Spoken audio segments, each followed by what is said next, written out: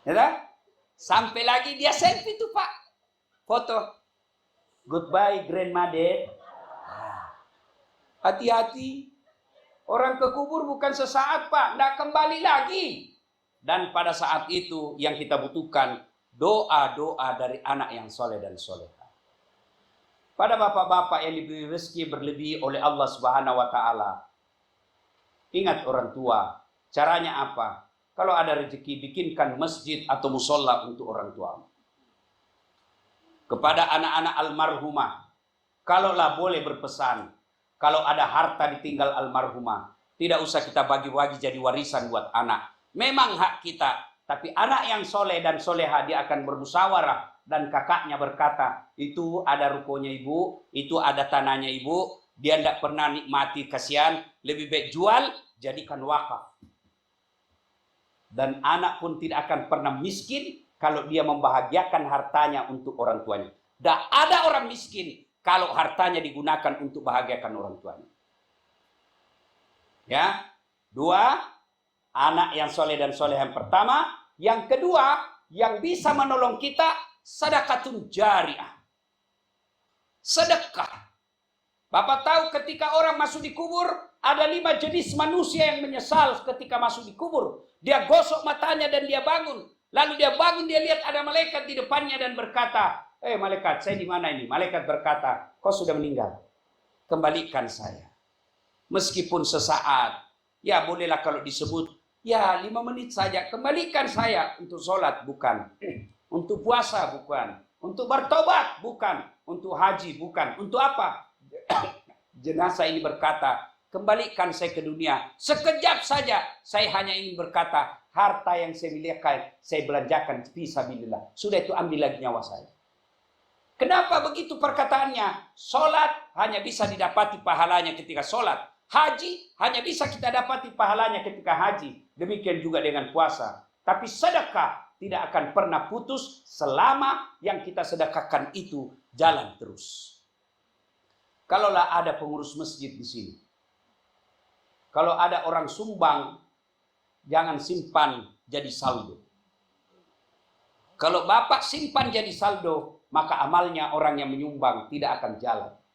Jadikan dia keran air, jadikan dia karpet, jadikan dia sound system, jadikan dia AC, jadikan dia Quran, jadikan dia sendal, jadikan dia kue-kue yang dimakan oleh para ulama, sehingga selama itu ulama beribadah, darah dagingnya yang datang dari makanan itu akan mendapat kiriman pahala buat orang-orang yang bersedekah. Kadang-kala ada pengurus masjid bangga kalau diumumkan saldo kas 70 juta, saldo kas 100 juta. Kita mau kencing, tidak ada air. Masih enak kalau kencing Pak. Kalau itu yang kuning, begitu kita enggak, karena keburu-buru Pak, jadi enggak sempat periksa dulu. Selesai kita pencet, mati, enggak ada air. Kenapa tahu Ustaz? Saya pernah alami Pak. Pengurus masjid seperti ini nanti berperkara di padang mahsyar. Jangan simpan. Supaya apa? Amalnya orang jalan. Sedekah. Bapak-bapak yang Allah kasih rezeki, sedekahlah. Karena sedekah itu akan mengalir sampai hari akhir hayat kita. Bahkan kita nikmati sampai hari pertimbangan hisab kita. Halo Ibu. Ibu-ibu. Ini depan saya nih Bu. Yang banyak emas-emasnya. Halo Bu. Kalau ibu meninggal siapa yang pakai emasnya Bu? Anak. Bukan, istri kedua. Iyalah. Oh diambil emasnya, menangis lagi. Ini kata suaminya tuh nih, Pak Bu, ini cincin nikah kita dulu Bu. Dia tarik emasnya Bu. Diambil gelangnya, ini dulu ulang tahun pernikahan kita 20 kita beli di Dubai Bu. Diambil. Begitu 3 bulan kemudian kenal sama janda. Itu emasnya Ibu, dia kasih ini calon istrinya, ini bekas, ini mantan istriku punya sudah mati, ambil saja. Bu, daripada dipakai istri kedua emasnya Bu, lebih sedekahkan sekarang.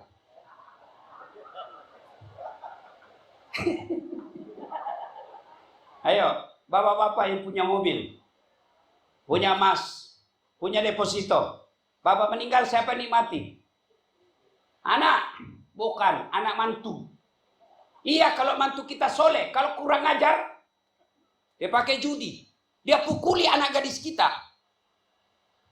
Sedekah, sedekah, dan tidak ada orang bangkrut gara-gara sedekah. Bapak mau lihat pelitnya orang Islam? Mau lihat? Coba lihat kalau beredar celengan di masjid. Pura-pura kita tidak lihat itu, Pak. Begitu sudah dekat, pura-pura cerita. Begitu lihat, wah sudah dekat, aman. Ya, maka sedekah. Sedekah itu Bapak akan nikmati meskipun sudah sampai ke alam kubur. Yang ketiga, yang mengalir terus meskipun kita sudah di alam kubur adalah ilmu yang bermanfaat. Jadi Bapak mendapati ceramah-ceramah Ustaz Das'ad Latif, guru kita Ustaz Abdul Somad, Adi Hidayat, Halid Becsalama, silahkan share, kirim. Bapak punya di handphone ada 10 grup, satu grup 15 orang, berarti 1.500 orang. Ada 150 orang. 150 orang itu, masa sih tidak ada yang paham dakwah itu? Selama orang yang paham dengan ceramah yang kita share itu, maka selama itu Bapak dapat kiriman pahala seperti pahalanya penceramah tanpa mengurangi pahala si penceramah. Ilmu yang bermanfaat. Kembalilah, sudah dikuburkan, kembali pengantar. Kata Nabi, masih kedengaran suara telapak kaki orang terakhir mengantar, datang malaikat penjaga kubur. Dia bawa Pak Godam. Dia akan bertanya, tapi kalau baik sholatmu, tidak usah sengsara. Kalau baik sholatnya, tidak usah cemas. Kenapa? Sholat yang akan jawab. Datanglah pengantar, pulanglah pengantar, datang malaikat penjaga kubur. Dia akan berkata, ini orang baik agamanya meninggal, baik sholatnya. Marrabbuka, siapa Tuhanmu? Sholat akan tampil dan berkata, mundur dasar. Waktu kau hidup, kau rajin jaga saya. Sekarang saya jaga kau. Marrabbuka, siapa Tuhanmu? Sholat kita menjawab, Allahu Akbar.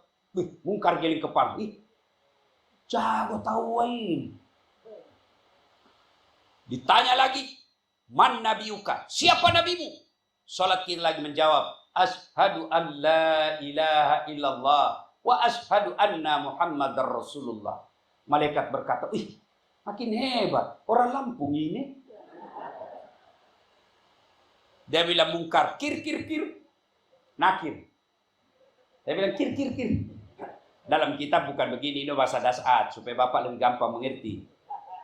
Nakir, kau maju, tanya dia deh. Kata Nakir, sedangkan kau mungkar menyerah, apalagi saya mundur. Dia tidak lanjutkan pertanyaan 3 dan 4, 5. Dia naik melapor kepada Allah. Ya Allah, ada hambamu baru saja saya tanya. Man rabbuka? Dia jawab Allahu Akbar. Allah berfirman, oh bukan dia yang jawab, sholatnya. Karena dia baik sholatnya, tidurkan untuk menunggu hari kiamat seperti nikmatnya tidur pengantin baru. Masih ingat waktu pengantin baru, Pak? Wah, saya waktu pengantin baru, Pak, cepat betul pagi. Iya toh? Itu kalau baik sholatnya. Tapi kalau tidak beres sholatnya, sholat tapi cuma hari Jumat, paling terlambat datang, paling cepat pulang. Orang khotbah dia tidur, datang malaikat, dia bilang malaikat sudah lama aku tunggu kau bajingan. Kau paling banyak ceramah ceritamu kalau orang ceramah. Dia datang, dia putar godam, Pak. Ditanya lagi orang, marah buka, siapa Tuhanmu? Dia, tunggu dulu, orang baru datang ini. Maka Bapak Ibu sekalian, jangan berharap akan selamat dunia di sini, masuk kubur, sampai akhir hari pembalasan, surga neraka, kalau tidak sholat. Tidak ada keselamatan bagi mereka yang tidak sholat. Pertama diperiksa sholat. Ketika sholatnya baik, kata Nabi, semua amalnya ikut diperiksa. Tapi ketika sholatnya tidak beres, semua amalnya dihapus. Sini ada beberapa jenderal di sini. Coba ini para jenderal. Punya ajudan semua itu? Ada semua ajudannya. Coba kalau beliau-beliau ini panggil ajudan. Ajudan! Itu ajudan, Pak. Biar lagi duduk makan kacang. Assalamualaikum warahmatullahi wabarakatuh. Kembali lagi bersama saya di channel Umat Desain. Kali ini kita sudah mendengarkan ceramahnya beliau Ustadz Dasyat Latif. Tadi kita sudah mendengarkan betapa hebatnya sedekah, betapa kerennya sedekah, bahwa sedekah itu bisa kita nikmati sampai di akhirat nanti, bahkan sampai di timbangnya amal soleh kita. Betapa pentingnya sedekah buat kita, tetapi kita kadang menganggap remeh ya. Seolah-olah kalau kita sedekah itu harta kita berkurang, padahal tidak. Padahal harta kita itulah harta yang kita sedekahkan. Contohnya, saya punya uang 100.000, kita punya uang 100.000. Itu sebenarnya bukan uang milik kita. Uang milik kita itu nggak ada di situ, terkecuali kita sedekahkan. Misalkan ada uang 100.000, kita beli bensin otomatis 20.000-nya buat pom bensin. Nah, buat kita nggak ada. Yang benar-benar buat kita itu adalah uang yang kita sedekahkan. Misalkan kita punya uang 100.000, kita sedekahkan 50.000. Nah, itulah uang, benar-benar uang kita, hak kita, milik kita. Ya itulah, karena apa? Karena tadi sedekah itu adalah harta yang bisa kita nikmatin sampai akhirat. Nah, makanya kalau kita sedang punya uang atau sudah banyak harta, jangan lupa sedekah, karena sedekah itu sangat-sangatlah penting, dan sedekah itu adalah harta benar-benar milik kita, hak kita. Makanya banyak orang yang sering senang bersedekah, dan ada orang yang bersedekah tapi kok gak miskin-miskin. Karena apa? Karena hidup kita di dunia ini sudah dijamin oleh Allah. Ya, yang nggak dijamin oleh Allah itu ya yang di akhirat, yang kita harus tentukan diri sendiri.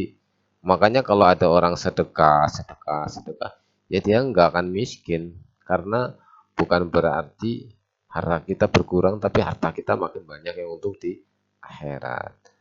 Semoga ceramah yang beliau sampaikan itu bisa mengenai hati kita, bisa melembutkan hati kita, bisa menjernihkan hati kita, agar kita mampu dan sering bersedekah. Karena sedekah itu adalah harta yang hak, benar-benar hak buat kita. Semoga video ini bisa bermanfaat buat kita semua dan bisa menjadikan rujukan atau panutan agar hidup kita bisa menjadi lebih baik